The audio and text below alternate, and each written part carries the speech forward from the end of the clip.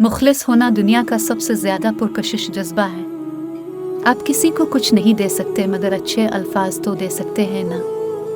अल्फाज लहजा नहीं रखते मगर तासीर तो रखते हैं। शायद आपके अल्फाज किसी के लिए राहत, किसी के लिए शिफा, किसी के लिए उम्मीद, किसी का मरहम और किसी के लिए राह नजात बन जाएं।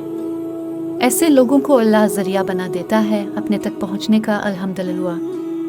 यकीन जाने वो लोग खुश नसीब होते हैं जिनके अल्फाज लोगों के दिलों में रकम हो जाते हैं। तो कोशिश कीजिए कि अपने लफ्ज़ों से लोगों को ज़ख्म नहीं मरहम दें। मैं दुआ करती हूँ कि आपकी ज़िंदगी का अगला बाब आपकी दुआओं के जवाबात और बरकतों से ममूर। आमीन। बिन्त आदम।